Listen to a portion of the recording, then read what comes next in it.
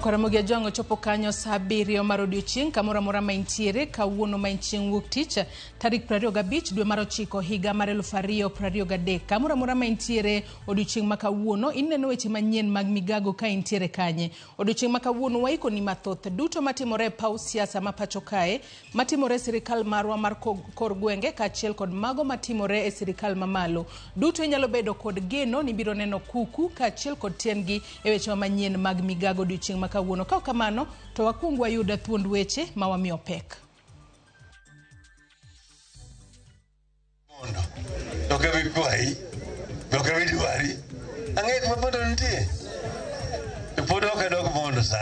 Raila Odinga omako chung' motegno ni ok oikore mar bolo siasa piny gi e kinde ni. Duond bura mar UDA ochung' tenge gi paro mar seneta Manandi Samson Cherargei madwaro ni med thuolo mar tich ne jatend piny nyaka higni 7. Giket yiedhi mag timo rescue e standby kendo gichak neno ni kuonde miywa yiedhi oket maber. Bende amiyo gi chik ni koponi gineno ka lwasi ok ber to gitam yiedhi mondo kik dhi nam mondo wageng' masiche. Jolupo ojiw ni oket ikruok moromo mar geng'o midhiero ma inyalo kel gi kodh El Nino.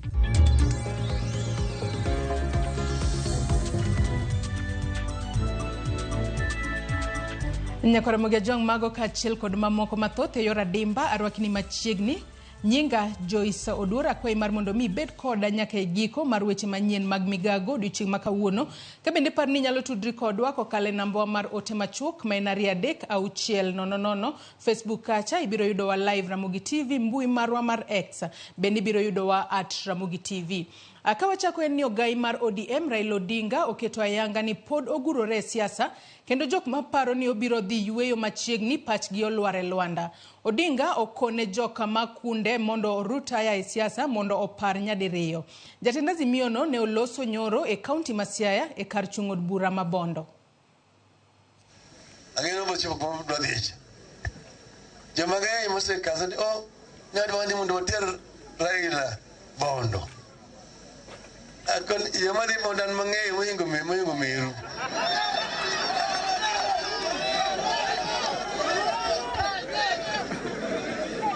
Chieng' madwa dok Bondo to ka bi kwai to ka bi dwari ang'e kuma Bondo nitie to pod ok adok Bondo sani odwa adok Bondo kabiro sani kamano chieng' madwa nabiro Bondo to ka biro dak kata beda biro dak to ng'ato kama wacho ni mondo adok dala okamano sani nitie loso madhi nyime tiyo ni waketo kucha hotel gi Kalonzo to gi Wandai koro ma ngino tweya ok loso mang'eny ahinya sani otweya omiyo kino ko Kalonzo ahinya kikubedi moro adwani mondo amigi thuolo mondo gilosi mondo gitieki kagitieko ni kodhi maber to kare kamano to karach to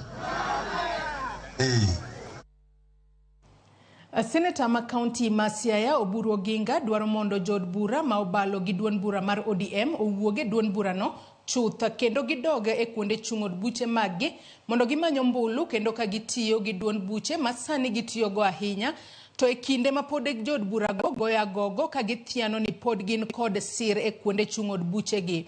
Parono bende ne ogol gi gavana ma kaunti ma Migori Ochilo Ayako makoro dwaro ni jatenda kweth mar Azimio Raila Odinga opar nyadichiel kendo ewi okanga mar idhi kaune jod bura mobalo go ka wacho ni owinjo okaune gi ondamo mar chika.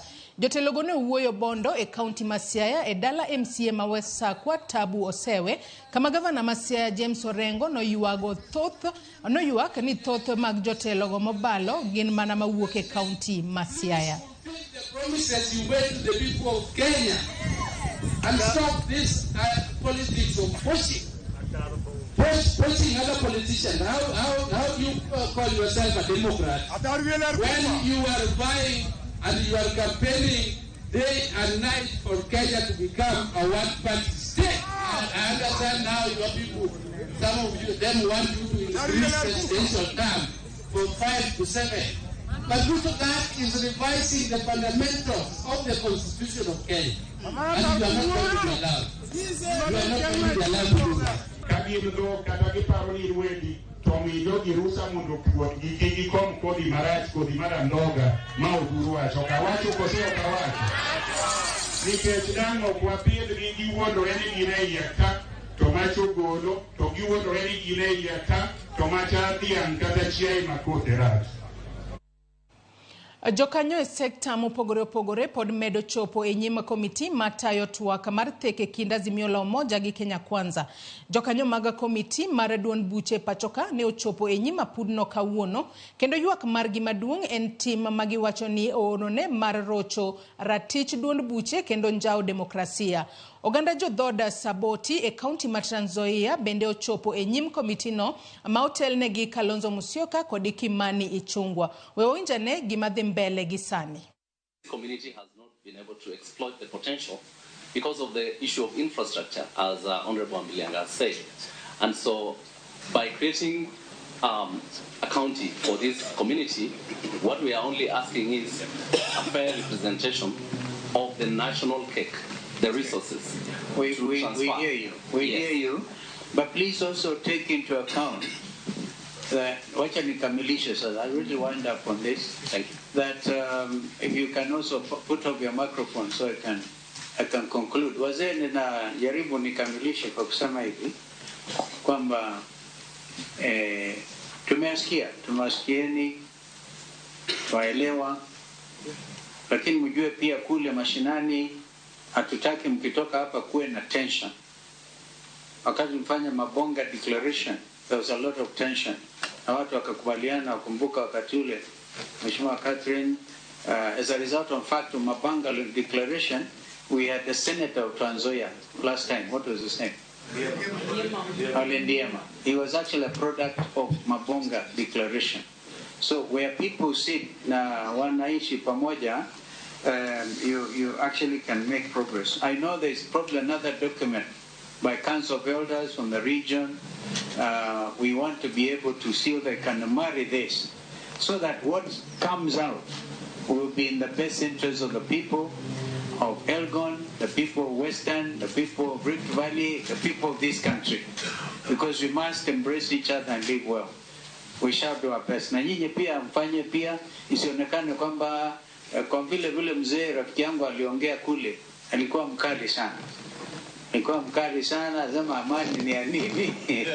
Amani ni kila kitu, nakuelewa ili kwamba mkitoka hapa kuwe na amani nyumbani. We don't want your presentation to be able to start further controversy. God bless you. Thank you. We can now see the next. I think we'll now take the next group. Honorable Chair, sorry for taking you back. I think we have one of our former members of parliament. By the way, you can enrich your presentation by a further document. There's no problem. So I was just requesting a member just to say hi. Amani Kimkum. Yes. Kimkum namjua. And we have also a former deputy governor. Yeah. He's here with us. I would wish them just to greet the committee. Just the two of them. Thank you so much. Just a humble request. As they do that, Secretariat, bring in the next group.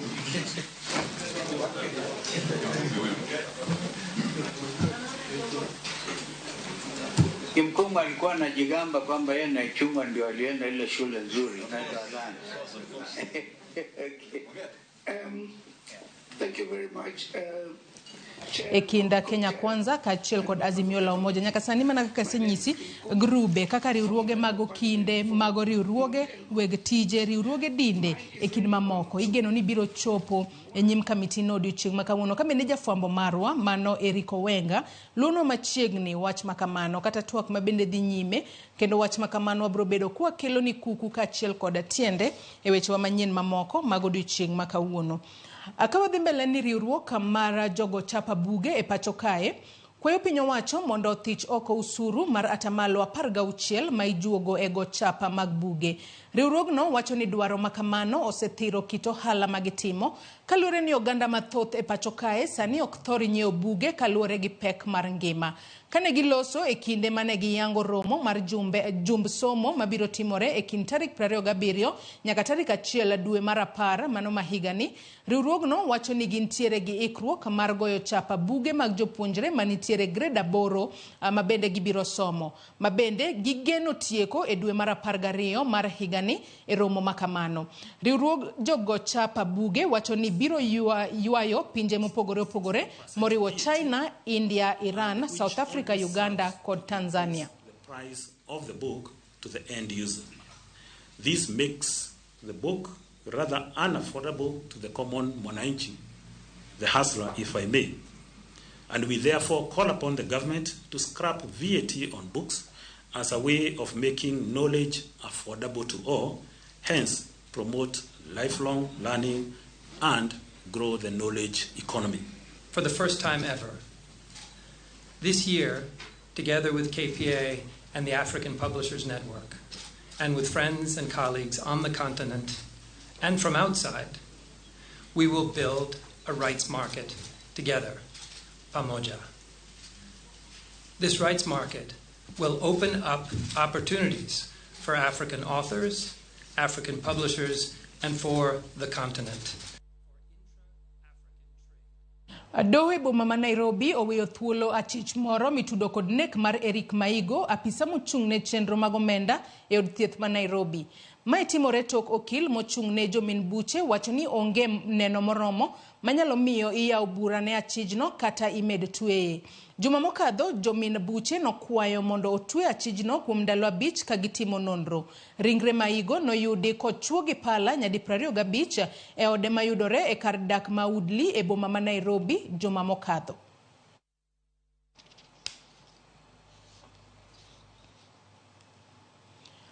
Duond bura mar UDA otegore gi paro manogol gi seneta Manandi Samson Cherargei e aput ma osebedo katayo twaka mar kelo winjruok e kind kweth mar Azimio la Umoja One Kenya Alliance kod piny owacho. Cherargei nogolo paro mar medo higni ma jatend piny Kenya bedo goya pisa kowuok e higni 5 ma sani ni e pend chike nyaka higni 7 kendo ni jatend piny owinjo chik oyiene obede apisi no kuom terms 2 kama kelo higni go nyaka 14. Jagoro maduong' mar duond bura mar UDA Cleophas Malala kata kamano wacho ni mano pach Cherargei owuon to ok paro mar UDA, komedo ni jatend piny Kenya luwo chike ma pacho ka mayiene bedo apis kuom higni 5 mana kaka nokuongore. Kochamo muma kendo ni duond bura mar UDA sani odich mana gichopo singo mane gimiyo oganda jo Kenya e kinde mag campaigns.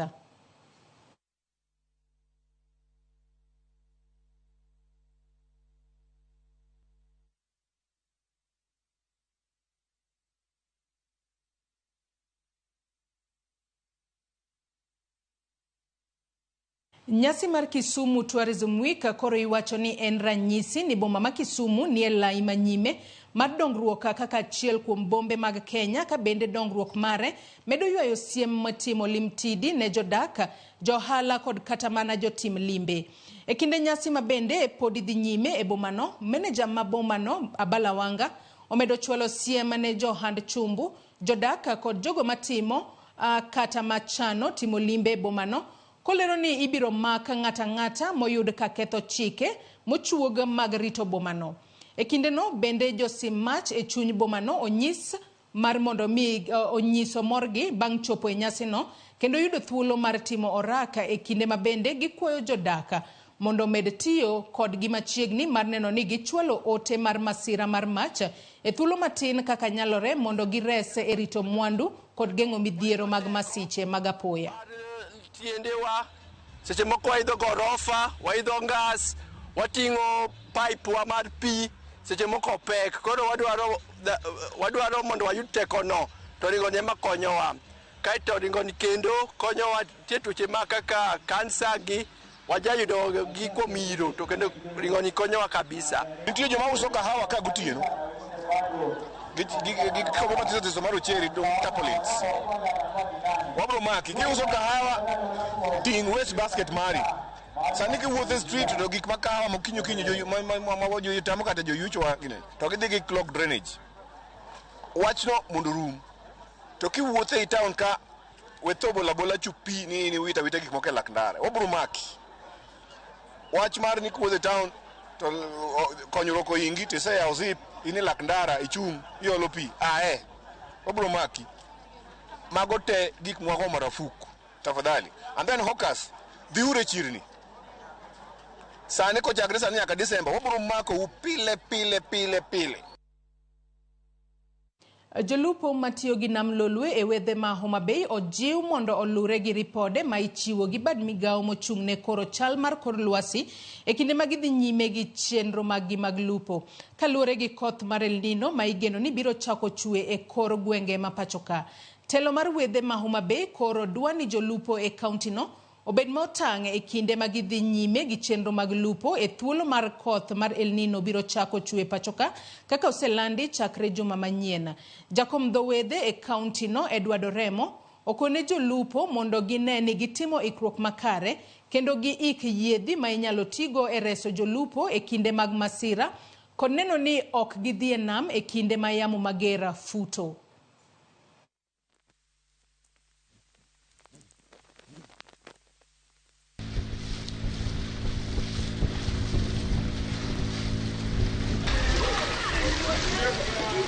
Nyiso jokombe wa mag dhowedhe ni mondo giket yiedhi mag timo rescue e standby kendo gichak neno ni kuonde miywa yiedhi oket maber. Bende amiyo gi chik ni koponi gineno ka lwasi ok ber to gitam yiedhi mondo kik dhi nam mondo wageng' masiche manyalo chopo kaluwore gi yembe mabiro kod El Nino.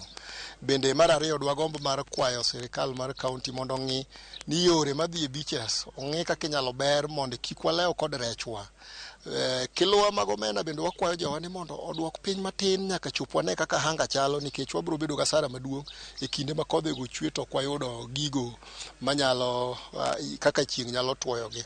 Mani bende kela kwayo migawo mar blue economy mar Homa Bay County mondo ng'iyane kaka inyalo ber ngima mag jogo motego ngimagi kiluwa ahinya mar omena madhi bedo affected vastly. Bende yo machielo migawo mar thieth ong'e malong'o no oula duto mabiro malo biro gike nam to nam kanye ma jo odake. Koro wagombo ni mondo gihikre kod gigo mag geng'o tuoche minyalo kel kod pi machalo kaka bilharzia, machalo kaka typhoid, machalo kaka malaria. Jotelo mawuok kuonde mapur mag oduma onyaye koro dwaro ni jatend migawo mar pur Mithika Linturi oland nengo makare mar oduma mondo omi jopur thuolo mar uso oduma maggi kapok koth milieko mar El Nino okethonegi cham e puothe. Jotelogo opuoyo okang' ma sirikal oresogo jopur kod mbolea mag pur kata kamano ginyiso luoro margi ni ponono piny owacho ok okawo okang' moreto to jopurgo nyalo kwano lala. Bende gikwedo nyiepo mag oduma kowuok e pinje maoko. Sasa rais akikuja kesho aseme one bag ya maize is 4,000 ama 5,000 ama whatever it is. Tutauza nini na tumeuza karibu mahindi yote kwa shamba? Na hiyo pesa tulipata haitafika Christmas hata mwezi wa kwanza, mwezi wa pili kulipa school fees. So I want to also request the government kwa sababu watu wengi wanauza mahindi kwa kufikiria maybe pay ya mahindi itaendelea kwenda chini mpaka 2,000 mpaka 1,000. I want to challenge and request the Ministry of Agriculture to announce the price of maize now, 90 baht, so that watu wasiendelee kuuza mahindi saizi. Maneno ya kuagiza mahindi kutoka nje ikome kutoka last month.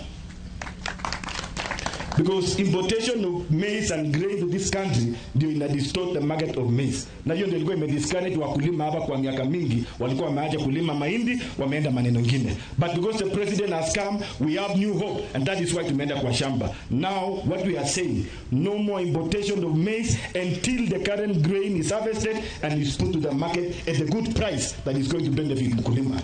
Saa hizi tunapanda chai. Tuko na mbolea kutosha ya mahindi.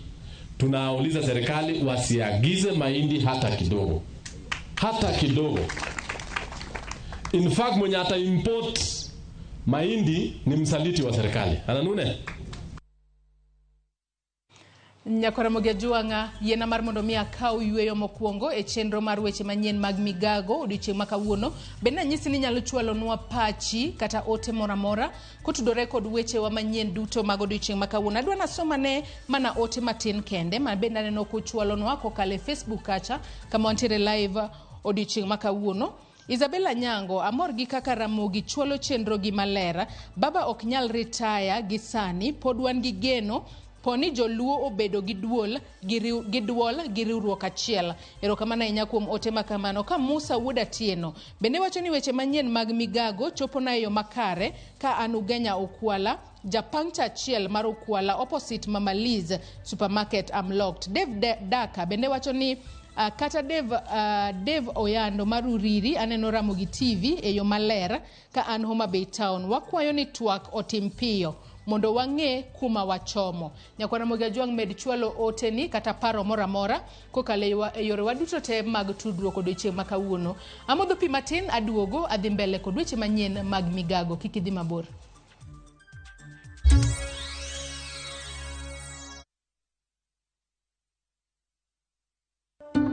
Candace, what's that? I brought you a small bonus. Bonus for what? You got us 299 family dinners, 64 kisses on the cheek, 12 road trips to see grandma, 42 jokes from daddy, 49 laughs from mommy. In over 60 years of dealing with numbers, we've learned that the numbers that matter the most to you are the ones that matter the most to us. NCBA Bank. Go for it.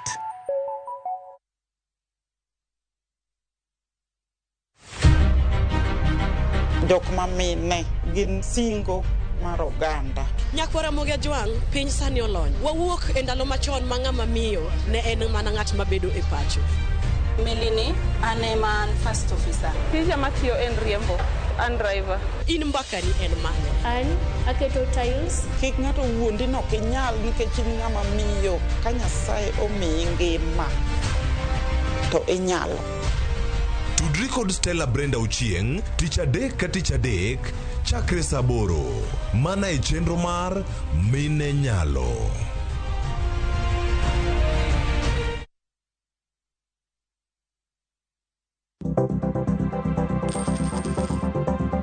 Mondo mi ikungo omenda e yo mayot kendo e yo mowinjore, onego ibed kod paro mar kungo dwe ka dwe, juma ka juma, kata odiochieng' kodiochieng'.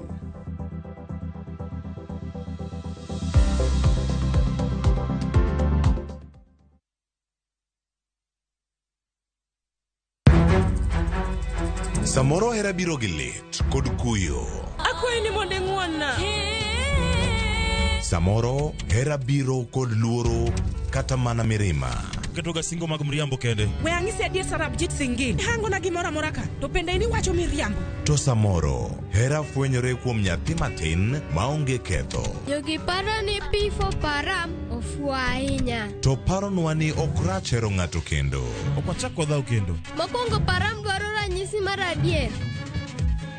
Joot rito kendo joot nyalo kelo lit. Kaka nene chal ni podi iyo wang' koda. Dibed ni in podi paro gima an natimoni. Kata kamano, joot pod gin joot. Sarpanch ji. Dawe an madhi kuongo tugo. Asewacho ni ane madhi kuongo tugo. Choti Sardani. Wuok tich nyaka ngeso saa 2:15 otieno. Mana e Ramogi TV.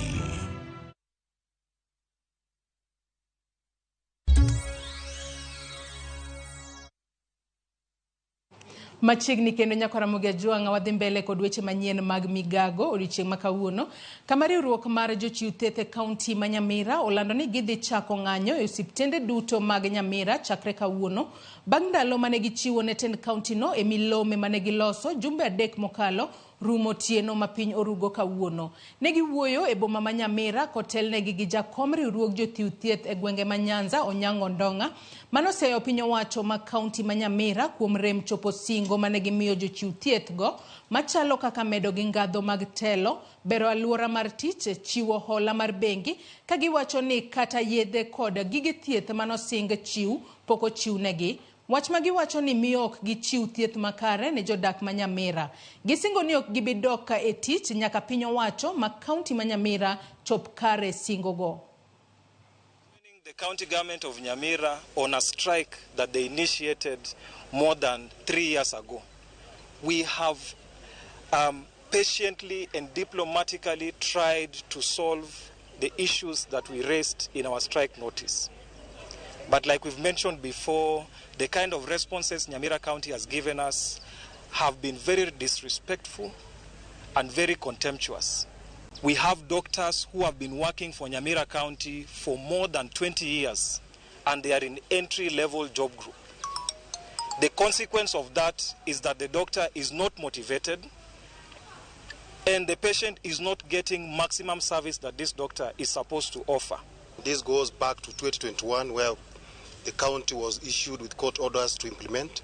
That's to do with promotions, but thus far they haven't done anything. As we have been patient enough, we actually, as per the law requires we issue a 7-day strike notice. As we gave the county so many days, 21 days, they have not been courteous enough to us, even to invite us for a meeting to talk about the issues we have raised. And as we have gathered here today, we have actually launched the strike. We will be on strike for as long as it takes for the county to wake up and do what it's supposed to do. Kawadhi mbele kod weche manyien mag Migago en ni duol mochung'ne rango aluora Nema ochiwo siem mager ne weg ute mabiwo yugi kod gik mochido kendo ok lure kod chenro mag ler mag aluora kendo weyo kataka dino geng apaya ma ohula luwo ka koth ochwe. Ka giloso e kaunti ma Kajiado, jodito e kaunti ma Kajiado kod mag Nema oluwo ni gidhi ka okang' mar chik ne jok ma oseweyo ka pi mochido molo kamora mora kendo kelo tuoche ne ngima oganda kotelnegi kod Mark Angwenya mar Neema kod James Ngugi tenda luora Kajiado okone gisechugo aput moro marango chido kendo dhi rakore kod weche aput moro marango chido kendo dhi rakore kod weche mag ler.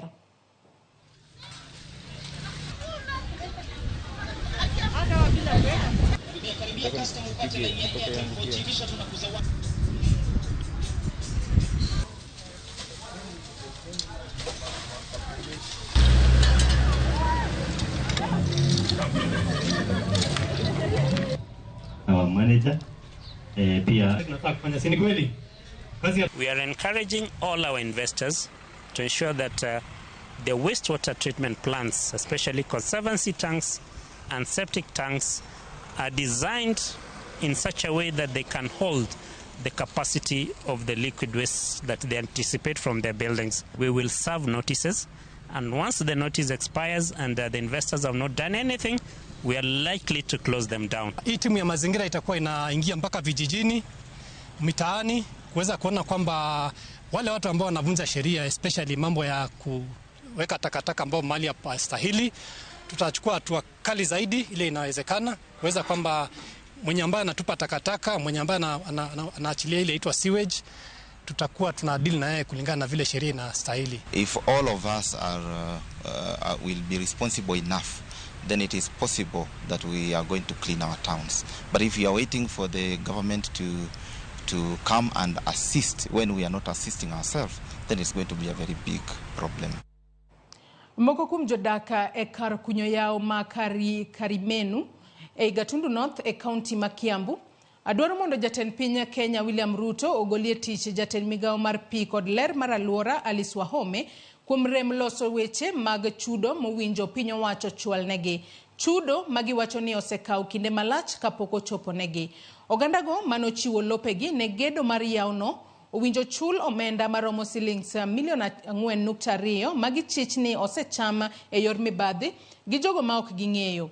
E kinde ma koth mapek mar El Nino osechako chwe e moko kuom gwenge ma pachoka, giwacho ni pi yawno sani muomo donjo e mier ka cham manie puothegi bende pi ketho. Ne giwuoyo e romo mane gibedo godo gi jaod bura margi Elijah Njoroge, kama ne giwacho ni kata e ndalo oro yawno pok konyo e chiwo pi maler ne jodak makono. Angalau sasa tunataka kurudishia serikali yetu asante kidogo, sababu tunaona wameanza kumulika watu wale walikuwa mikora.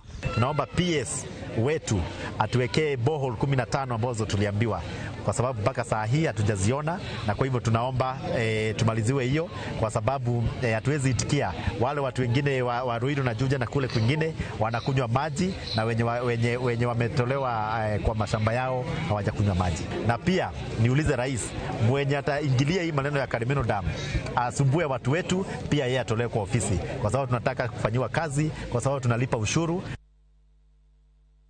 Min od jalup jatenda piny Kenya Dorcas Gachagua kwayo piny owacho kaachiel kod riwruoge mag ji giwegi mondo chiw puonje ne oganda kotenore kod ber mar rito ratiro mag nyithindo ahinya to modak kod ng'ol mar neno. Kaluwore gi Dorcas Gachagua, thoth oganda modak kod ng'ol koso yudo thuolo mag tije, okang' moduoko gi chien. Okwayo duonde mag ji giwegi mondo obi kod chike mabiro chiwo thuolo makare ne nyithindo mantiere kod ng'ol mar neno mondo yud thuolo mar somo mana kaka jowetegi. Noloso kama e nyasi mar choko omenda mabiro konyo chwalo somb nyithindo mantiere kod ng'ol mar neno e kor gwenge ma pacho kae, nyasi mane obag Naivasha.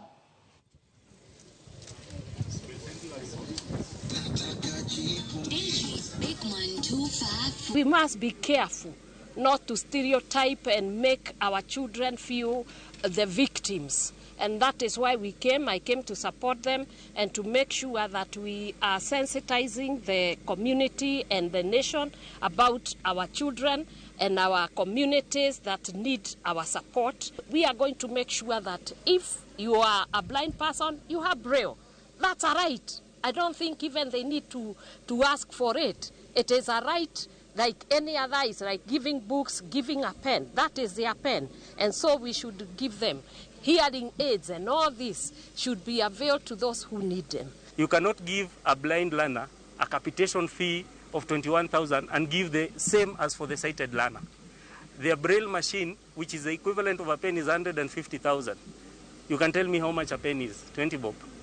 So when you give them the same capitation, you are obviously abusing the right to quality, accessible, inclusive education for this learner who has visual impairment. Jodak e gweng' ma Prime Comfort Mtwapa ywak ni kwe magisebedogo e alworano sani olokore midhiero bang' jaket mwandu moro yawo kar tongona e dier kar dagno. Thum mamuoch kowuok e kar tongona no midendo ni screenshot gikoni mono gi nindo ka kit rwakruok ma jogo madonjo kanyo kaachiel kod timbegi bende giwacho ni kuodo wigi gi nyithindo. To kaka jafwambo marwa ma Mombasa Joja okoleronwa ng'ur magisechwalo ne jogo ma onego rang wachno magin kaachiel kod apisas mag nema kaachiel kod obila gikoni pok onyuolo olemo kata matin. Ma en alwora ma Kitaruni Mtwapa kuma ng'ata nyalo gombo dakie kaluwore gi ute ma migosi, alwora ma nyangafu to kod yamo mamuol makudho kowuok e dier nam ka kweyo liet. Jodak e alwora ni mokwe ma winye magoye mbaka koni sani kochopo tieno to onge nindo. Ma en kaluwore gi ngolo mamuoch kowuok e kar tongona manyocho yaw e diergi kanyo. Hiyo sauti tufei muda wa kulala mpaka watoto unakuta saa zingine hawajalala. Mimi kuingia kwangu ni saa 6, saa 8 nikiwa kasini. Sasa ukiingia unakuta watoto hawajalala. Unaona sasa kama hapa kwangu ni karibu sana na hapo. Unasikia sauti ndio iko juu, sasa hata mtoto anashindwa kufanya ile homework. Siwezi kusikiza redio, siwezi kuangalia TV mimi mwenyewe. Na tumeshaongea kuhusu hilo jambo, tumeongea na managers wa hapo, lakini mpaka leo bado hakuna tofauti. Ukiangalia hapa like less than 200 meters away kuna shule ya bweni. Hii kelele inanifikia mimi na inafikia hiyo shule. Hawa wanafunzi wanaadhirika, walimu wao wanaadhirika.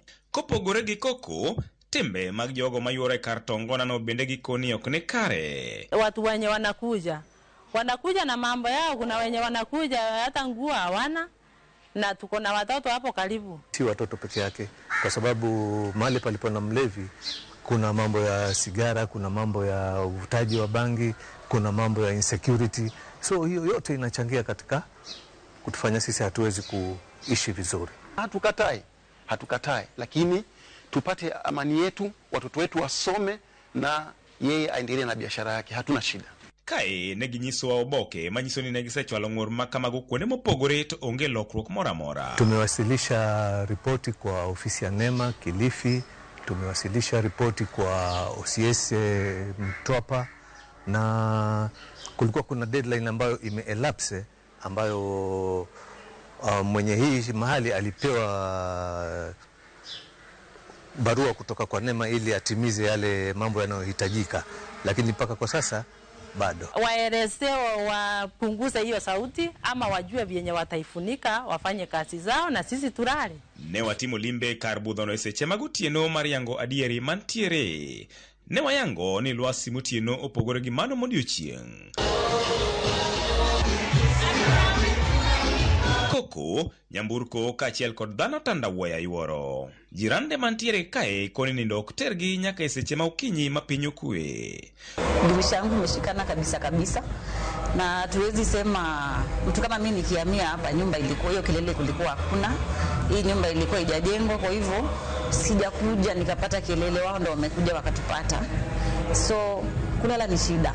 Inaenda ikiongezeka saa 6, saa 7, saa 8, saa 9 mpaka hapo saa 10. Sasa ndio inaanza kurudi kidogo chini saa 11. Hata saa zingine huenda mpaka saa 12 wakati wa weekend. So inaweza pata mtoto amelala alafu saa zile ameshtuka kushutukia hiyo kelele. Sasa anaweza amka apige nduru ama akose tu usingizi kabisa. Johandu utenindo bende ywak ni ohalo dok chien nimar onge ng'ama biro dwaro nindo kama koko otemenewa.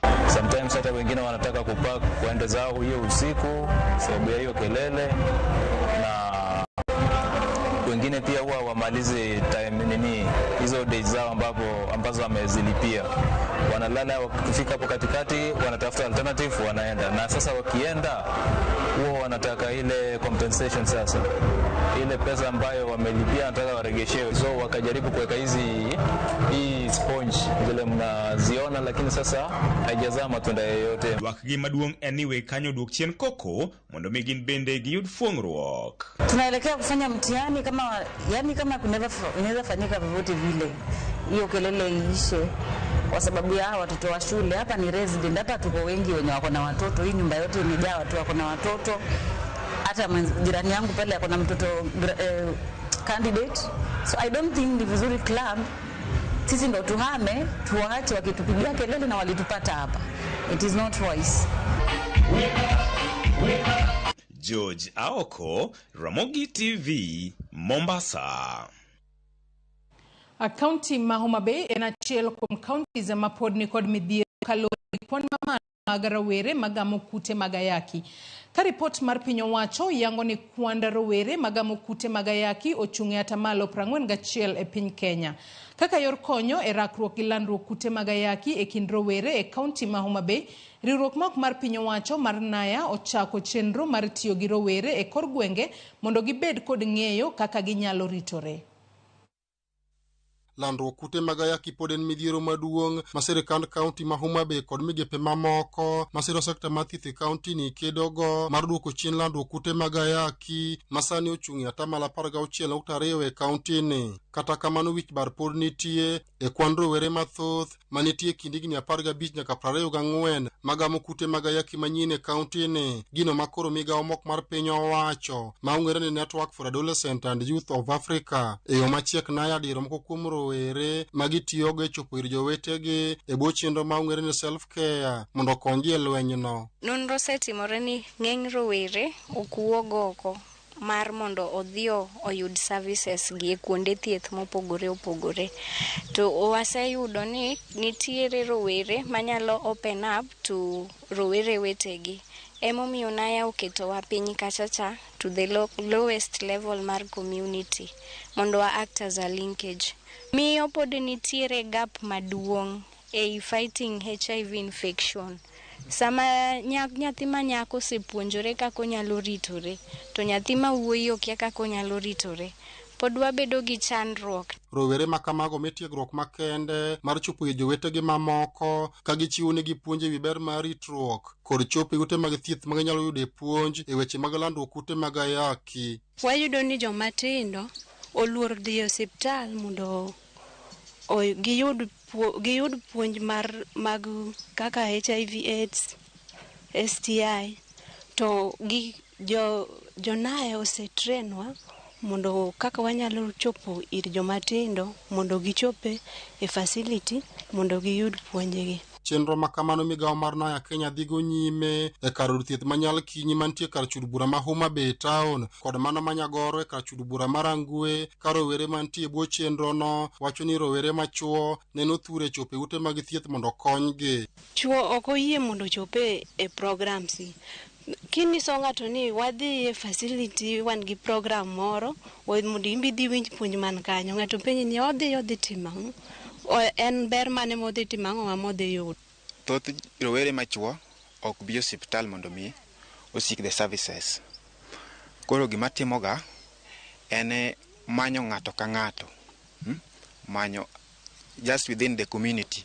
Imanyo ng'ato ti ing'iyo kaka approach mi wuok kode maber mi imiye puonj, but gima maduong' ni giluor. Kaka yor neno ni puonj makare ochopo ne rowere manyalo duoko chien lando kute mag ayaki e kindegi, bende migawo no osetimo thieth e ute thieth ariyo magitiego e ting' mar puonjo rowere okenge mopogore e ngimagi.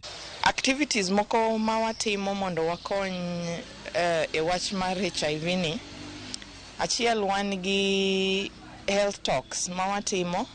Seche moko watimo gi e school, seche moko watimo gi e hospital sama adolescents obiro. To adolescents gi ng'eny gi ok dwa ni jonyuol gi ong'e ni gisechako bedo sexually active. Koro ibro yudo ni most of the time gipando weche gi. Nyaka na other partners organization youths waneno ka biro mang'eny because of getting advocacy e community services care giyudo ka ano kochakore testing tire prep en yedhe michiwo ne jok mowuok negative to gigombo ni mondo gigam kute mag HIV, to jok mowuok positive to watero mondo kaw yedhe mag ARVs in our CCC. Ka chenro mar chopo ir rowere ka chiwnegi puonj bende onywando nyamrerwa matiye koro gwenge ka achiel kod riwruogego eko makedo ne ratiro mag oganda e kaunti ni. Koro kwapuonjogi mondo gichak ne gichal kaka ginyalo betiyo gik moko manyalo miyo kata kopo ni odonjo mag to ginyalo yudo ich kata ginyalo yudo tuoche mag ayaki. Tiro ka pek nitiere kuom jonyuol. Kowinjo ni nyathini da puonj kaka onyalo ritore mondo mi kata ogengre mondo kik omak ich kata mondo mi ogengre mondo kik oyud ayaki. To nene yo machielo. Naya Kenya watiyo godo e network ka target sana yudhe e weche mopogore opogore. Achiel korka weche mag chike, weche mag policy. Naya through the network neno ni Homa Bay County Government nigi chike moket makare ma target jogo mayudhe kod tenore kod thieth margi. Migawo mar Naya Kenya ni kod geno maduong' ni chenro makoro gidhigo nyime no biro konyo duoko chien landruok kute mag ayaki manyien e kind rowere ma pod en midhiero maduong' e counties ma opogore pacho ka. Project mar self care ni ok ong'i mana ngimani e yore mag tuoche kende, ong'iyo ngimani in totality. To ok wachopne mana nyithindo kata rowere kende. Watiyo gi service providers mondo ging'e ni rowere gi onego yud appropriate information ka gibiro kachacha ka okelo shida ne moro. Shida no onego bed ni koko dwa ni ng'ata ong'e to donga e hospital kanyo to giyudo konyruok. Watiyo nyaka gi community gatekeepers kaka chief gene, wang'iso gi ni kata ka umbe une barazas kachacha unyalo wacho weche ma chando rowere e kor gwenge kachacha, unyalo konyogi, unyalo jiwogi ni hospital ber, ginyalo dhi, ginyalo yudo services. Alia Beach, Ramogi TV, Homa Bay. Nyakora Ramogi jwangi yena mar mondo mi akaw yuyo mar ariyo e weche manyien mag Migago odiochieng' ma kawuono. Yena mar mondo mi asom moko kuom ote mabende uchwalonwa kokale namba mar 36000 Lona kantiere Homa Bay wacho ni mano adier makende. Chuo ok dwa ng'e chal gi kotuo to osango yath. Erokamano ahinya kuom ote makamano. Ka ote machielo wacho ni en che wuo Nyaramba. Wacho no winja maler. Wacho ni dala mar idho. Wacho ni warito twak giliyo. Kabende ote mar Sara Singa kantiere Umoja tu Nairobi onyisa ka eni Ramogi TV olal West Kanyamkago ngisa ni baba gi onyise kata kamano Sara Midosa Magwa biro ng'iyo wachno e yo makare mar mondo mi jo West Kanyamkago bende one Ramogi TV e yo makare. Kabende Samuel Oro bende wacho noneno waka entiere Nakuru City. Nyakwa Ramogi Ajwang' med chwalo pachi kata ote moramora kotudore kod weche wa manyien mag Migago. Wakao yoyo madundo aduoga dhi mbele kod weche manyien. Kik idhi mabor.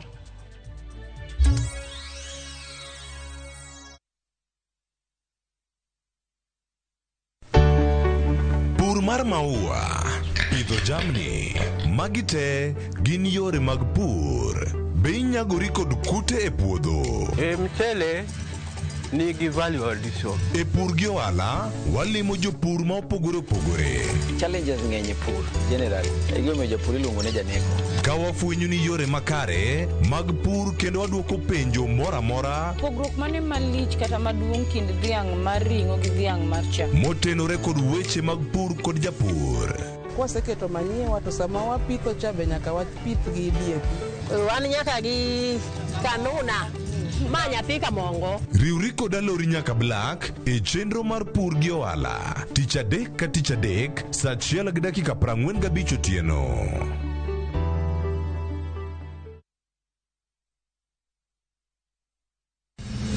Chieng' tich adek ka tich adek en oketho piny to pod ogoko. Ji dhinyore te kanyo kar jopiny. Magi duto yudore mana e Ramogi TV. Yani ene ubiro ga bora ne ubiro to otengo abiro timo numa gima abiro timo okono timo jo Kenya bu usaul gi gund ma pile buch jopiny to tie kunde moko bende japiny mano golo lo molos go kembe gi eki ni sani koro kembe go eki ibro usi maduonde japiny ok uwinji e od bura miluongo ni Parliament. Nyinga Trevor Ombija jandingo panga jo nyakach dendo nombija tai nyakwar guok kocha pesa. Tich adek saa 3 otieno. Kik bai.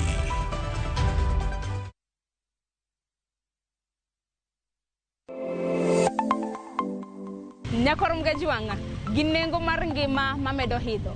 Ben ng'eni pok mari nyalo kelo ni yuto mari. Talent ni no nyaka isweti. Ok ni en talent ni koro irie tiendi ni talent koro biro no. Ng'ato ka ng'ato nitere gi pok mare mana Nyasaye omiye. Iyudo kata mana nyuola kwiri ni kik idhi nyis ji to kok inyiso ji ng'ama biro ng'eyi onge. Chieng' tich ang'wen chakre saa 2:30 nyaka saa 3 mar okinyi mar mondo mi wamiyi jip makare kalure kod pok ma bende intiere godo. Omiyo tudri kod an Sharon Ong'ao. Chieng' tich ang'wen chakre saa 2:30 nyaka saa 3 mar okinyi e TV mar Ramogi kwakelo ni chenro mano mar pok opogore.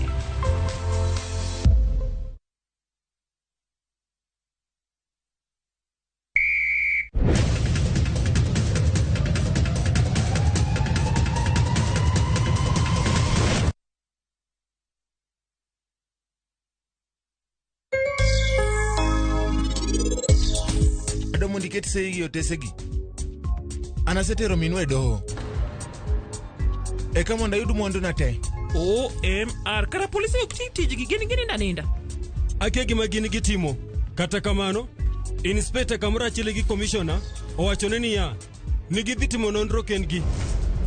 An ang'eyo maber. Mabongiso go paramu weche gite. Atemo wacho. Ber ka wanwado Canada. Canada.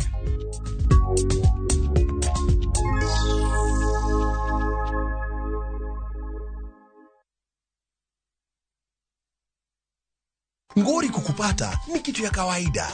Ikija utajitoa vipi? Hapa Zenka hatukujudge, tunakujenga ujisort. Ingia Google Play Store, download Zenka na uregister to sort ngori zako.